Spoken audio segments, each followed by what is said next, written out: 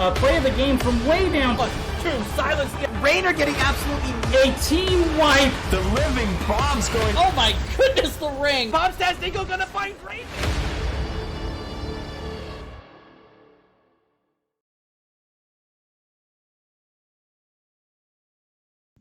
Good evening, ladies and gentlemen. The Nexus Gaming Series Season 7 regular season has ended for most of the league, and we are here in the opening round of the playoffs in Division C West for a 4-5 matchup, the number 4 seeded Plug Walk versus the number 5 seeded 10 Armor. Both teams here are ready to go. Game 1 will be on Alterac Pass with 10 Armor. Looks like they picked the map, so that means as the higher seeded Plug Walk picked the map, opted for map choice instead of, opted for first pick instead of map pick. And let's go ahead and check on the standings. How did we get to here? You can see these teams had a very similar record. The matchup between them during the regular season was a very close one. It was a 2-1 in favor of 10 Armor, who are technically the lower seed. But I wouldn't really call either team an underdog. I think this should be a really close game between two fairly evenly matched teams that both had really solid seasons. And here's the first round playoff brackets. In C West, you can see a couple of our teams have already played. A couple of matches already played. And after this game, we're actually going to throw you over to our friend Weenus for the Tickle Me Tassadar Can't Counterpick Stupid game. So you're going to have a whole lot of C West action. But enough of that. Let's jump straight into the game as our teams are ready to rock and roll.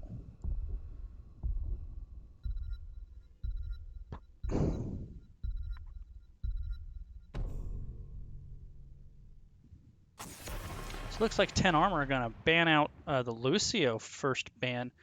This late into the season, in the playoffs, there's so much information available to all of these teams. They have played each other. They have all of the stats of the Storm. They have all of the heroes' profile information. So there are going to be targeted bans. My guess that Lucio, that's a targeted ban. And then a Nubrak coming out from the side of the Plug Walk.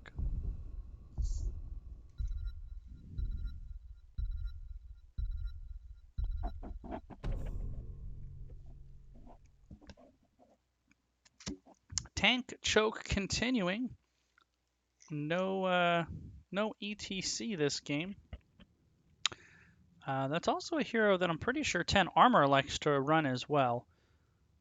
But they would rather not see it, apparently, coming out of Plug Walk than risk it and have it for themselves. Second ban for Plug Walk.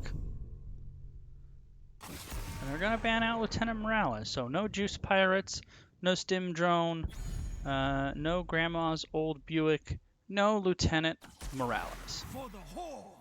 And then first pick Johanna, Steady Eddie tank. She really does it all.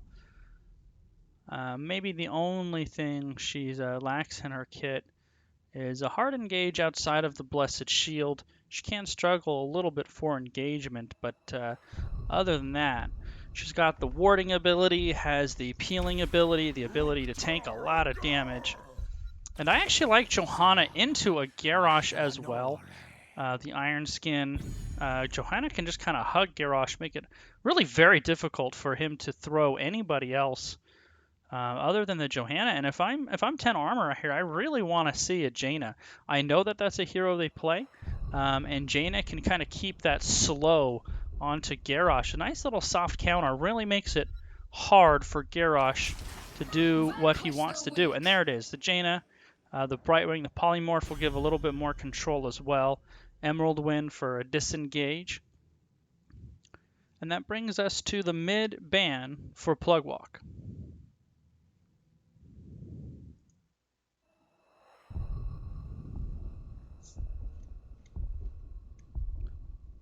Should be either a auto-attacking assassin, I would think, or a solo laner.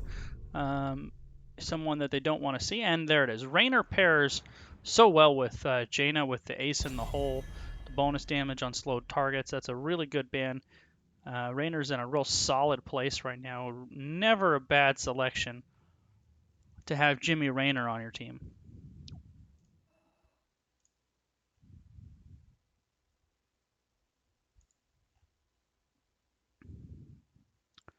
And then the Ana ban coming out. Don't want to see a nano boosted Kael'thas. Her healing is so good, and even Eye of Horus, maybe not quite as common as the nano, but I've seen it used to really good effect. And the response out of Plugwalk going to be Stukov Greymane. They're going to hold their solo laner. They want to see who the matchup is. Maybe they have something spicy up their sleeves as well, so maybe they're hiding something. 10 armor. Going to pick up second assassin, and I would imagine some kind of bruiser if they're going to draft standard.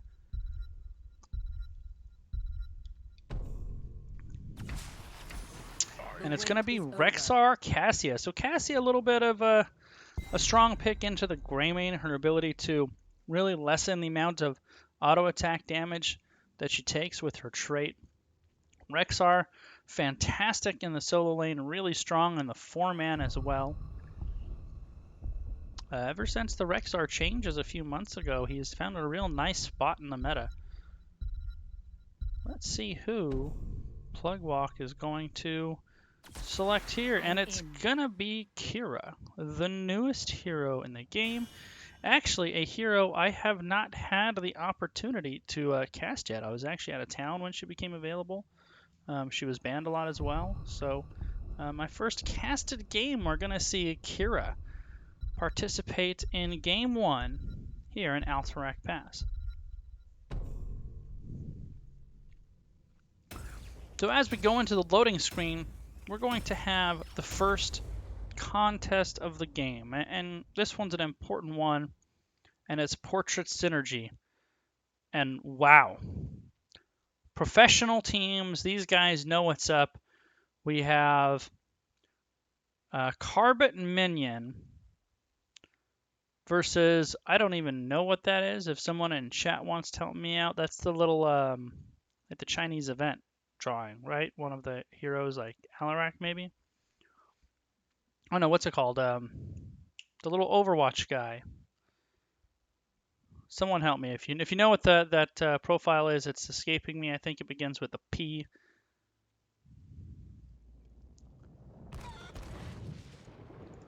All right, welcome to game number 1.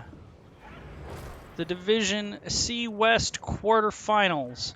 The number 4 seeded Plugwalk. We have Grumpy on Garrosh, 2 J's on Kael'thas, Father of 3 on Greymane, Betanin on Kira, and Kagura on Admiral Stukov. And the red team, the number 5 seeded 10 armor Rumblerfish, playing Rexxar and Misha. Dagny on Cassia, Yummy Cupcake on Jaina, missing the Q on the Garrosh, and then eats a Groundbreaker for her trouble. Spark Tank on Johanna, and Johnny K taunting on the Brightwing. Welcome and thank you, Ziltoid, for the raid. If you fine folks are just joining us, you are right on time.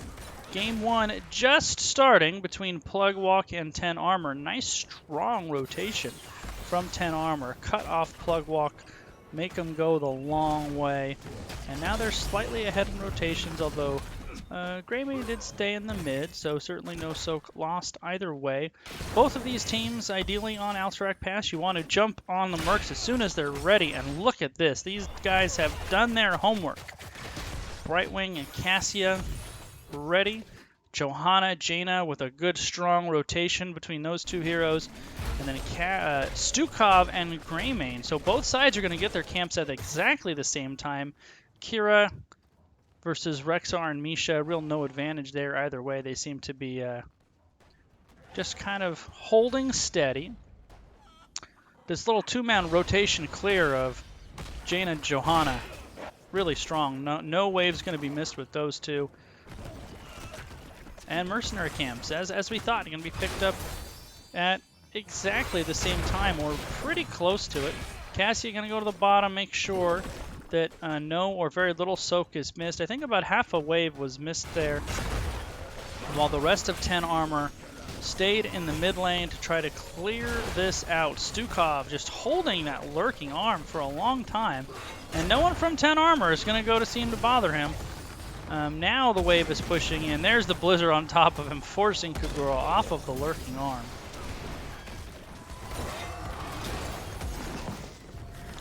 And so far, this game has been clinical, very straightforward. Really, nothing missed in the way of. Oh, Rexar does go down to the damage over time.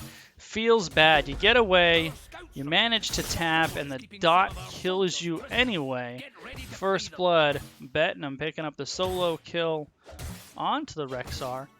The advantage to grabbing those camps right away in the beginning is Dagny is really putting it on Kira up here. Don't want to overchase. Both players missed their Q. Is that when the objective spawns, these are going to come up at about the same time, and you see probably first macro advantage over to Plugwalk because they are here faster. This is almost done. 10 Armor is a hair, just a hair late. But with Johanna, Jaina, she cleaned it up fairly quick. Objective is on the bottom this time. Cassia up here top, still trying to deal with Kira. Now she's rotating down, so this is going to give, momentarily at least, the opportunity for Plugwalk to step in on the objective. Now Cassia's coming down, and Kira's going back up. So team's trying to figure out where the other are. Grumpy thought about going after the Cassia, thought better of it. Minion waves and mercenaries in the mid lane from Plugwalk cleared out. And 10 Armor going right down here. Except for Rexar and Misha in the bottom. Now Plugwalk is responding. Here comes the Garrosh. Johanna zoning him away, doing the tanking thing. And here we go. The first real 5-on-5 of the game. Kira trying to get way in the back. Into the fray onto Greymane, who gets polymorphed. Misha is low. Johanna is low. Brightwing is low. Garrosh is low, but nobody falls just yet. There's the nice Q by Yummy. That's all you got, though, Yummy. Don't go in again. That new girl's going to wreck you. And channel secured by Plugwalk. And 10 Armor going to have about 20 seconds to get in here and interrupt this if they're going to. Brightwing tap, Johanna tap, the rest of the members tapped. They should be reset. But those health bars on the side of Plugwalk are pretty high too. There's the teleport. They might have the Garrosh. The polymorph was very well timed. Unstoppable, running through the blizzard and the swamp. And that will allow the channel to be the camp to be unchanneled by 10 Armor. With about 5.3 seconds left to spare. Now Brightwing getting their own camp, and here we go again. Johanna really far extended, forced to pop that Iron Skin, but she does survive at least temporarily. And then Garrosh, Johanna, Jaina, Cassia going down, as will Misha. That is a 3.5 kill to 1 team fight for Plugwalk. That will also secure them the first cavalry of this game on Alterac Pass. So nice re-engagement, good patience by Plugwalk. They were willing to let 10 Armor come in, retake their own objective while they reset, got some of their resources back, And now they're going to win the fight to 10, and they also have the first objective of the game.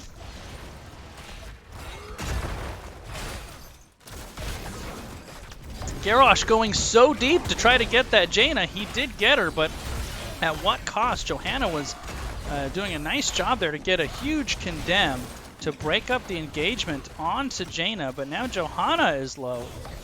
Both teams committing 3 members here in the mid lane and leaving 1 in the top, but this time Johanna gets tossed. Level 10s are here.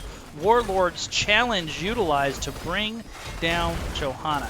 Speaking of level 10s, we have Phoenix for Kael'thas, Final Strike for Kira, Cursed Bullet for Greymane, Flailing Swipe for Stukov, and Warlord's Challenge for Garrosh. Rexxar and Misha doing their best to hold Kira back, but poor Misha's having a rough time of it. But no structures lost, no forts lost, I should say, for 10 armor. However, they are down almost 2 full levels. And this next objective is going to be huge. If 10 armor doesn't secure this next set of objectives, they're really going to be fighting from their back foot.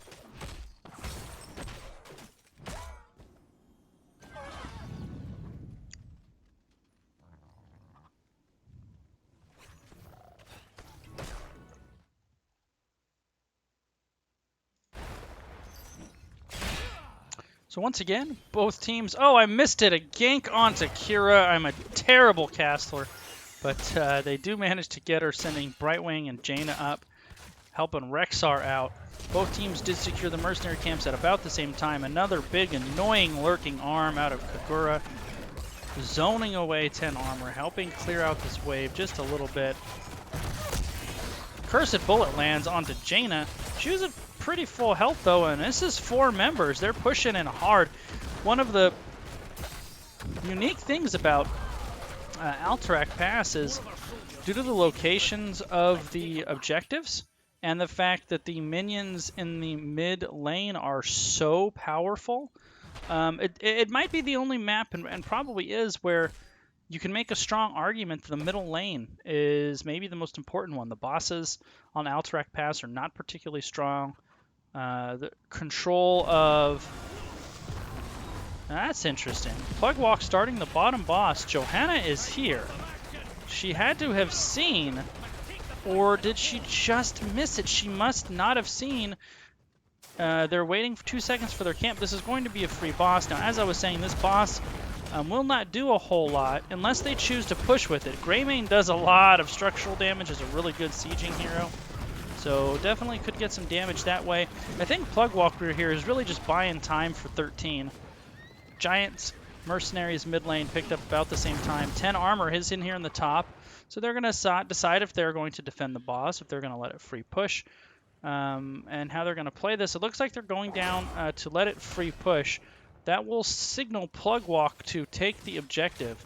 And I'm surprised they're not sending somebody on it right now, as all 5 members of 10 armor are here. This is a free, absolutely free channel on the objective.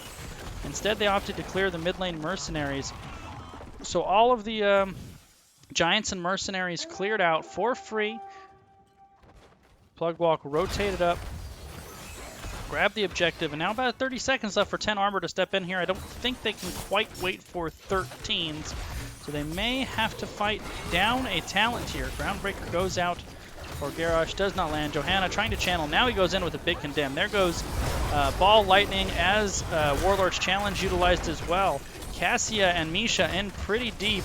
So far unable to channel, and they interrupt Yummy Cupcake, and Cassia goes down. And this is going to be a rough moment here for 10 armor. They do get a big Ring of Frost, but unable to finish anybody off. Final Strike doesn't as well. The Living Bomb spreading around. Perfectly timed Iron Skin by Johanna saves her with less than 100 health. But once again, the cavalry will go to the side of Plugwalk. Yummy, don't do it, Yummy. Don't do it, Yummy, no.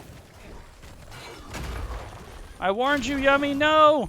Don't do it. Cursed Bullet just misses, and Yummy miraculously gets away. I do not know how that happened. Yummy Cupcake escaped. 10 armor, lost the cavalry. They do finish their mercenary camp here. They will get 13 in now. They now have level 13, same talent tier. But now structures are going to start going down into the fray, get Stukov out of trouble. However, Garrosh might not be so lucky. 3-man Warlord challenge with a lurking arm on top of it, and that might be enough for a counter engage. Greymane really forces both Cassia and Jaina back with that cursed bullet and some damage, flanking Kira, unable to land that final, is it final strike or final cut? Final strike. Unable to land final strike on the flank. If she did, it probably would have killed Jaina or Cassia or both. There's a big Ring of Frost, does land on 2, and this is the moment 10 armor needed. Stukov goes down, Garrosh in a lot of trouble. He goes down. Greymane in a lot of trouble, running away. Kira goes down 3-0. Best moment that 10 armor has had thus far. Was a fantastic engagement. Big time Ring of Frost from Yummy Cupcake. They do manage to save their mid-fort, well, at least for now. Most importantly, all of their keeps are up. So let's see what they do with the time that they have bought themselves. They're still down a full level and a talent tier. But that was a really big moment for 10 armor. Maybe they're going to go top boss after clearing this out. This rotation was very telegraphed. And you can see Plugwalk is already moving up here. They know they have 16s. They know that 10 armor is here. This could be a big fight in the boss pit here.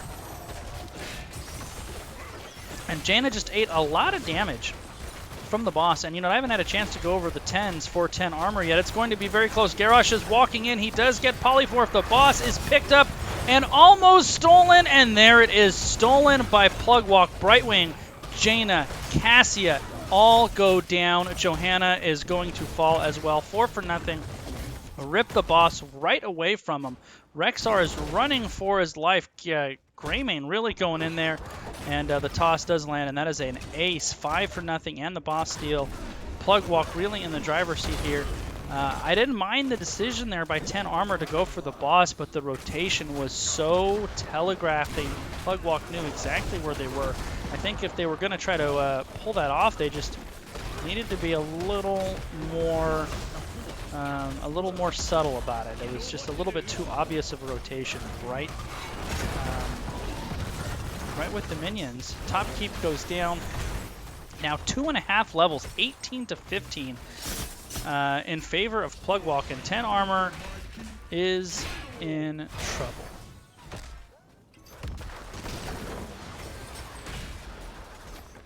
Mid lane camp stolen by Plugwalk. Garrosh walking in. They do throw the Misha, who eats a lot of damage, but is able to rumble her way to safety. One of the other unique things about Alterac Pass, of course, is that your core, the general, will actually heal himself if they don't finish it off. But this is where I want to see 10 armor get aggressive.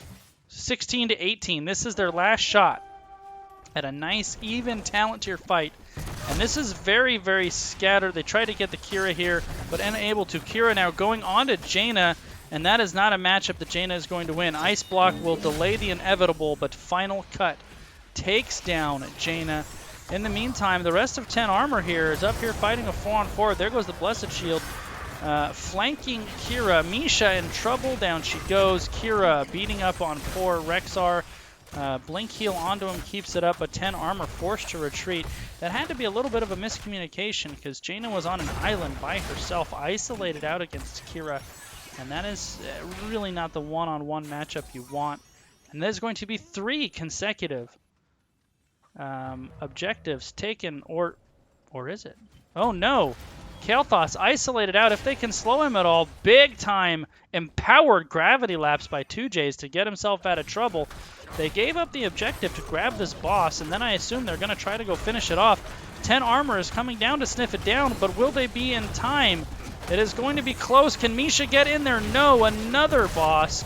And now Dagny in trouble, challenged, cursed bulleted, killed. Cassia goes down. The boss is here. Kira in very deep, but they cannot finish her off as Jaina is just now arriving, so the burst damage wasn't there. Down goes Misha as well. This is going from bad to worse.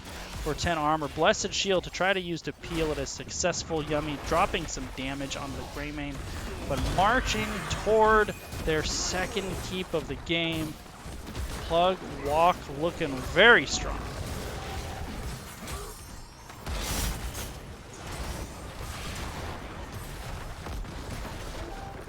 Greymane, go ahead. He went back and he stepped back to channel the objective. There's the Ring of Frost catching one. Jaina does go down anyway, and this could be the victory march for Plug Walk. They're up level 20s. Jaina not going to be up for 40 seconds. The boss marching in the top lane. Cavalry will be here shortly if they can get another kill. There it is. Ball Lightning does go down, though. 3 members of 10 armor left to try to keep this game going, but I don't think that's going to happen. That's going to be a pretty tall order. And when this keep goes down here in the middle, this core is going to be even weaker unless it's already dead. Groundbreaker onto 2. Johanna trying to get away, and she does. Misha not so lucky. This core is still going, though, and the damage for 10 armor is back, but all 3 keeps are down, and that is going to do it. Game 1 in a very convincing fashion. Going over to Plug Walk, other than a really solid team fight where in the middle of the game, where 10 armor showed some signs of life, that was otherwise really Plug Walk's game cover to cover there.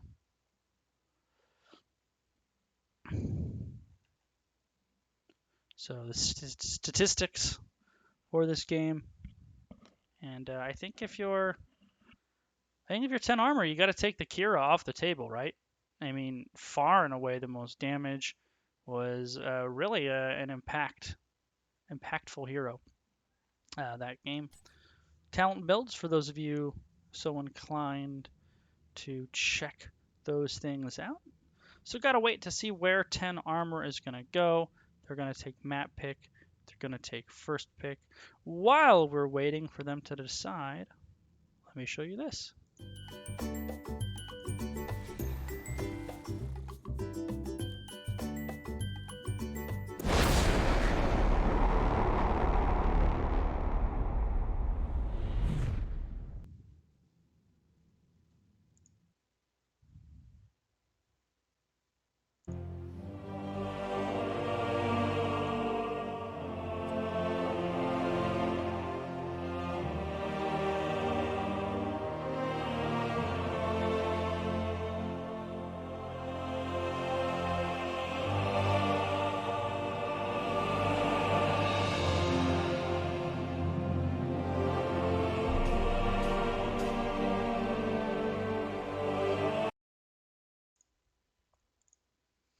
All right, well, quick break there. We are up and almost ready for game 2. It looks like 10 armor opted for a map pick, and game 2 will be played at Towers of Doom, my favorite map, probably to play in, definitely to cast in. A lot of the really good matches that you'll see in competitive for time to time are on Towers of Doom due to the unique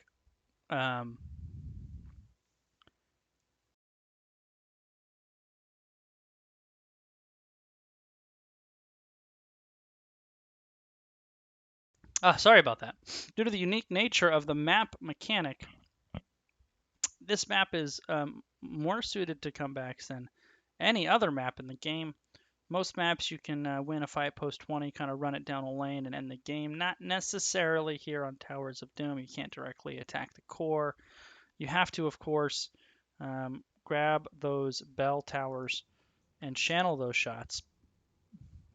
Looks like our teams are ready, and we're going to be starting here right now. Of Doom. Welcome to Towers of Doom.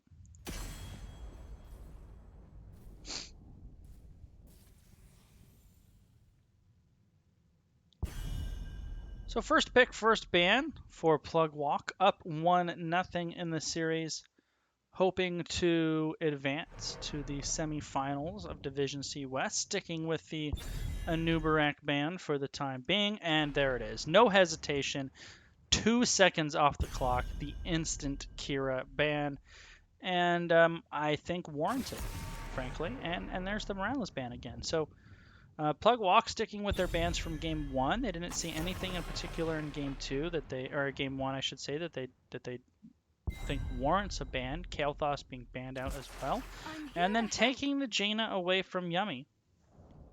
2J is not allowed to play Kael'thas. Instead, he will first pick Jaina.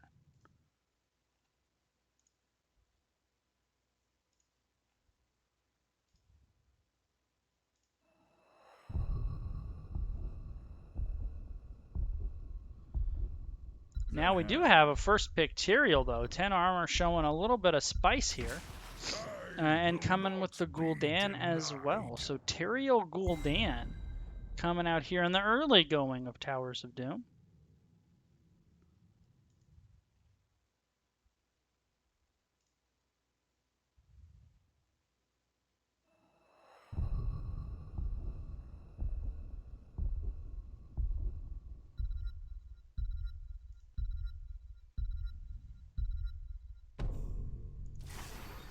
And it's going to be Raynor and Brightwing.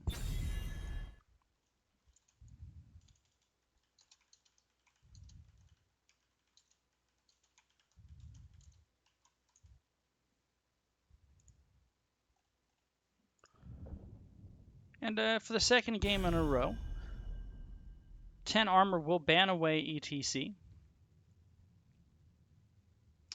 I would guess we're going to see a support ban here. From the side of Plugwalk, possibly Ariel, maybe. Ariel pairs with Gul'dan fairly well. I've heard some scuttlebutt that after the changes they made to her recently, she feels a lot better than she did before. I can't personally attest to that as I'm not an Ariel player, but I've heard a little bit of that. But instead they're going to ban out Cassia, which, you know, Cassia is a little bit of a counter to the Raynor, so I understand their line of thinking there. So 2 picks now for 10 armor. We're going to see the meat and potatoes of their composition. We're going to see most of what they're thinking here. I imagine a support and some kind of frontliner. And I was half right. It's going to be Rhaegar and Lunara. That is a lot of damage over time. A lot of very slow damage. For the side of 10 armor. It is a lot of damage, but they're really going to have to be patient. And I'm not quite sure who's going to finish off the kills here. They have a lot of setup heroes and not a lot of finisher heroes. And on the flip side, Plugwalk picking up Malthael, you would assume for the double soak strat that teams utilize here on Towers of Doom with Malthael. And no hero on the side of, I suppose, possibly Gul'dan, but on the side of 10 armor that's really going to be able to keep up with that double soak. So let's see who they pick here.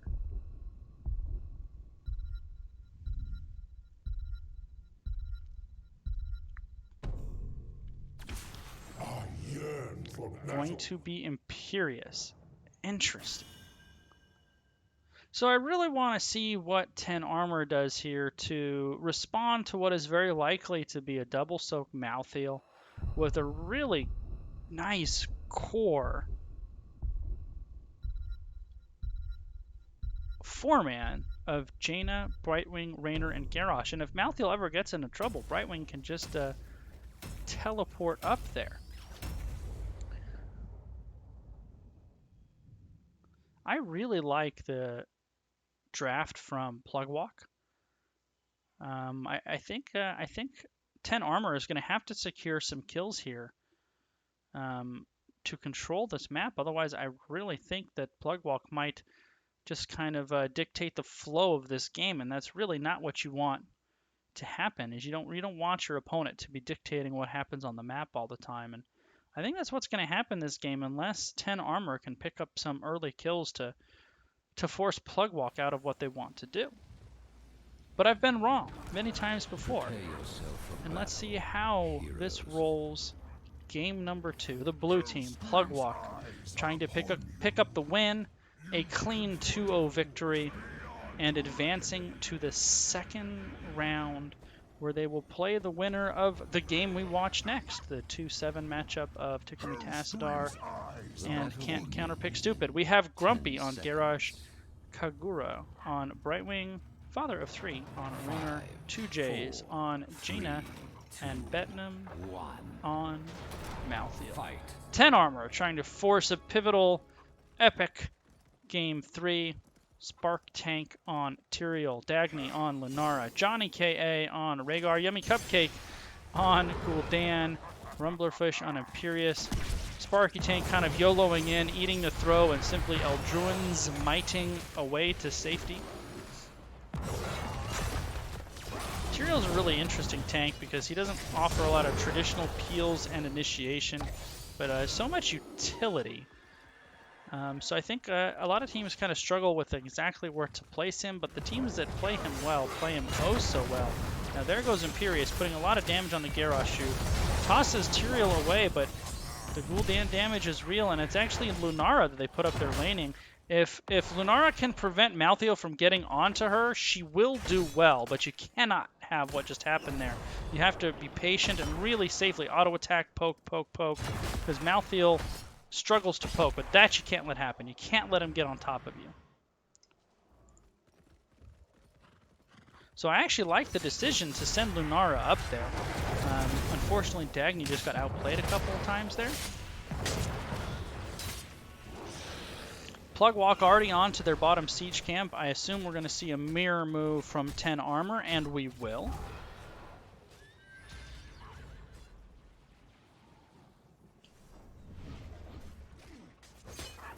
Tyrael scouting out the invade, and here it comes. They are just in time to deny the camp. The throw hucks Imperious to his demise, and they steal the camp. Aggressive invade by Plug Walk with Lunara not able to be found. They use the numbers, and now they have double camps pushing in. They're up a man. Gul'dan is in trouble, gets polymorphed. And Plugwalk already taking control of this map 2 minutes into the game. They've pushed in double pumpkin sappers. This front wall is going to go down. Raynor does so much siege damage.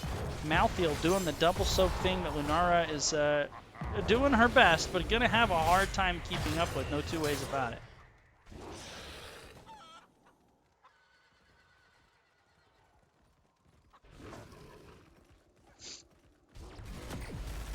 Dagny is really flirting with trouble.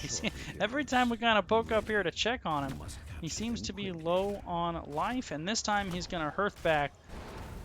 10 Armor does have some numbers down here, but unable to really pressure too much. I do like what Spark Tank is doing. He's throwing the Eldruin's Might behind him and just kind of holding on to Garrosh, hugging his leg to make sure that that's the only throw that can happen. Now he's harassing the backline. The Imperious puts the Impale right onto Grumpy. Garrosh is in trouble! Less than 100 health. The dot is still on him, but he's hugging Brightwing for all he's worth, and he is able to escape with 50-ish health. Top objectives were split. Jaina came in on the flank to interrupt what was almost another channel for the side of 10 Armor. Both sides pressing all their buttons. Rhaegar is in trouble, thrown into the other team. Down he goes. 10 Armor will be forced to retreat? Question mark, because everybody is so low. Oh my goodness, you can see Brightwing just holding on to Raynor for dear life. 2 members of 10 Armor go down. That is now 3 kills to 0. And core life of... Oh, that's because I am a terrible caster Ector and I didn't switch the overlay, and that's the one it's supposed to be. Thank you for pointing that out. That's what happens when you go on vacation for 2 weeks and don't do any casting. You forget how to do it. So in 1 minute, it'll be fixed. 10 Armor was so close to breaking that fight open. They had Garrosh so low. They had Raynor so low. And that's kind of what I was worried about with this Gul'dan Lunara comp, is that they would be able to put out a lot of damage but not finish anybody. And that's a great play by Grumpy, hitting the Groundbreaker. There's the into the fray. Brightwing for the poly, and that'll bring Rhaegar down as well. Unable to hit the ground breaker. Oh, I lied. Will not bring down Rhaegar, but it's close. He's really, really low. 10 armor, really struggling to find their footing here. And now Plugwalk looking to push in and take this bottom bell tower. Meanwhile, in the top lane, Imperius and Lunara going on Malthael. They do steal the camp away, but every time we check in on Dagny, he seems to be doing his thing with like 0 health. Rhaegar goes down on the bottom. The bottom bell tower will go down as well. And I know it's only 5 minutes in, but things are looking very dire for 10 armor right now. They're 2 levels down.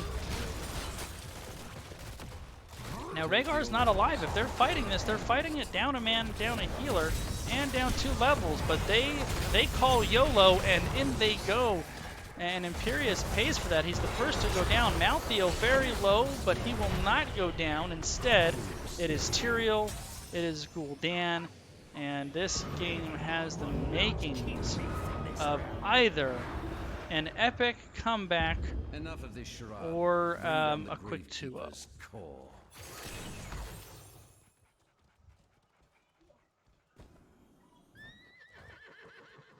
Yep, all those casters have that stories. I've casted an entire set on mute before, so it's been a little bit. But here we go. Lunara's in trouble. Down she goes, pushing in with Hyperion and Water Elemental, trying to get some extra shots in, and they do get one, as well as bringing down Gul'dan. Speaking of heroics, let's see what we got here. Water Elemental, Hyperion, Warlord's Challenge, Last Rites, and Emerald Wind? Yeah, Emerald Wind for Brightwing, and now they're rotating to the mid lane where they will catch Tyrael and finish him off. And this is a rough one for 10 armor. We've all had these games. If there is a map where you're going to come back, this is the one. But it's not looking good now. They pull Imperius in. Luckily for Imperius, there's really no damage back here. And without 10s and 3 levels behind, the move for 10 armor is to kind of bide your time, get to 10, and then I think you just go aggressive and you really try to make something happen. You're not at desperation time yet, but it's gonna get there pretty soon.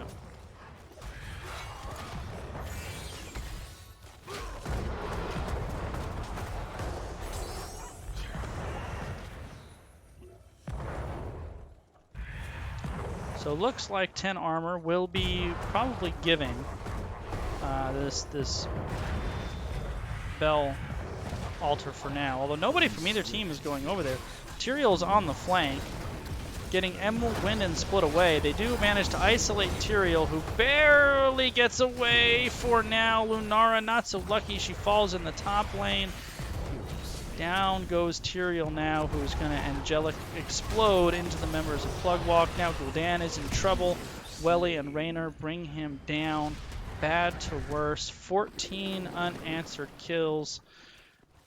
Another 5 shots onto core. The small silver lining for 10 armor is they do pick up their level 10s. It's going to be Angelic Armaments, Thornwood Vine, Horrify, Judgment, and Ancestral Healing.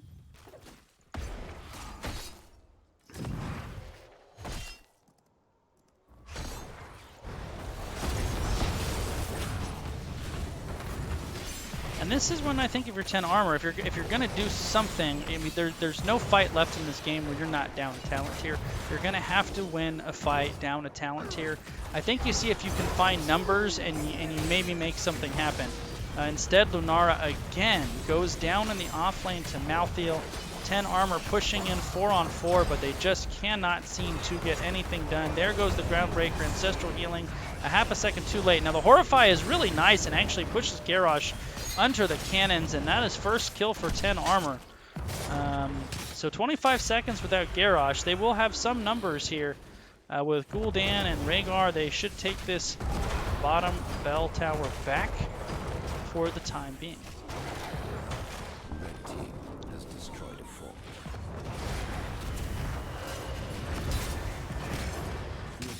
And a single altar spawn I think maybe that favors 10 armor. I think if Malthael shows in the top lane, I think they 5-man it down here. I want to see them catch someone outnumbered. But they're not doing it, and Gul'dan is not the person you want in the bushes. They seem a little bit disjointed. And here we go. Lunara, Malthael still off camera. Now both of them are heading down. Malthael has intercepted Lunara off camera and is really putting it on her. And gets another solo kill onto the Lunara. Dagny's really having a rough game. 10 armor just getting it put on him, unfortunately. Ancestral Healing does save Gul'dan, at least temporarily. Yummy, forced to use Horrify, goes down anyway. Tyrael dies on the backside. Now Imperious falling, and I think this is gonna start being the beginning of the end here. They're waiting to a very wise veteran play here by Plugwalk, waiting to capture the bell tower before channeling the objective. That will be 5 more shots, and I assume they're going to grab this camp as well. Question mark? Yes, they will. Level 16 to almost level 13. It's technically, for at least the moment, they're actually 2 talent tiers up there for a few seconds. Let the Gravekeeper know my power. As evil as your words.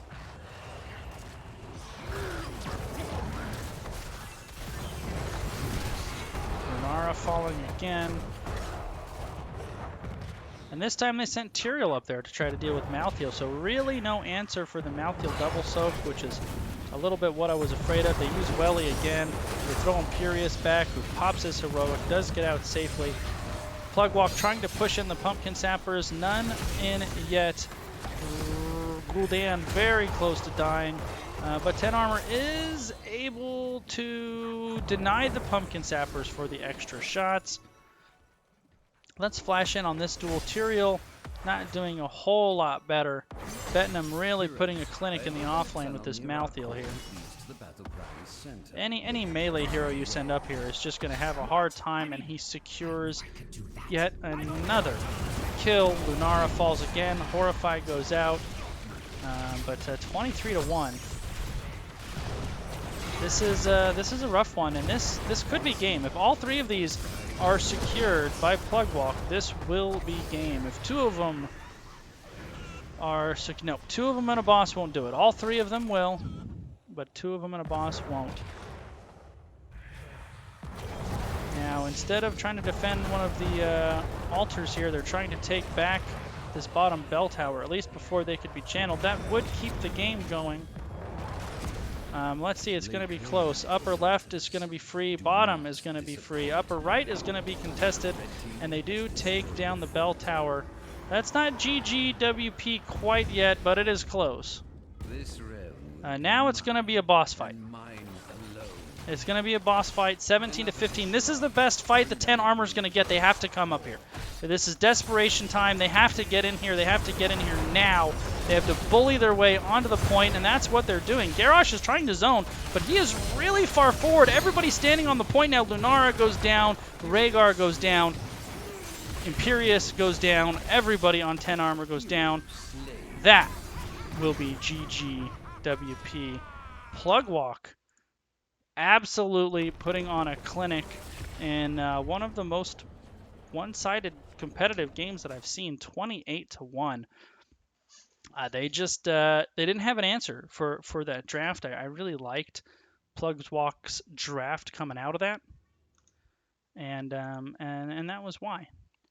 So the number 4 seed advancing with a 2-0 over 10 armor, and I don't think. Oh, there's the stats.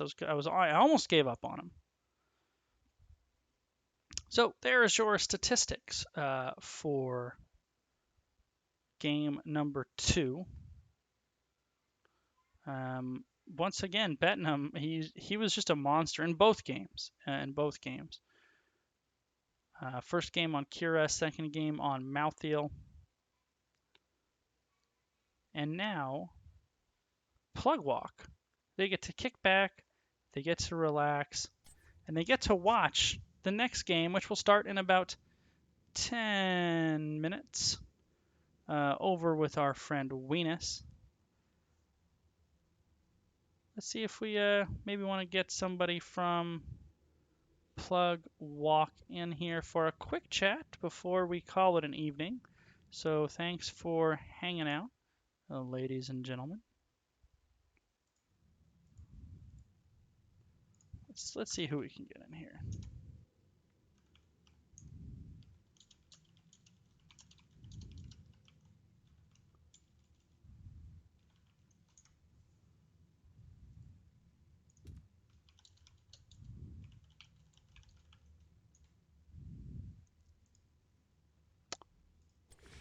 A very casual caster day for me. If you notice, I didn't put up the green screen. You can see it off to the side here. It's sitting against the wall right there. That's why it's green screened here. um, going once, going twice, Betnam. Interview. Interview. All right, we'll give him about 30 seconds, and then I'm calling the whole thing off. That game two was fairly impressive because game one was controlled by Plug Walk, but it didn't look like the teams were just not in the same class. 10 Armor had their moments. You could see some things they could clean up and take that game. But game two, it looked like two totally different teams. And yeah, so that will do it for me since I'm not hearing from anyone from Plug Walk. Congratulations to Plug Walk. And check out sometime next week when I put my name down on a cast. I'll pick up another playoff game next week. Until then, have a wonderful night, everybody. Thanks for watching.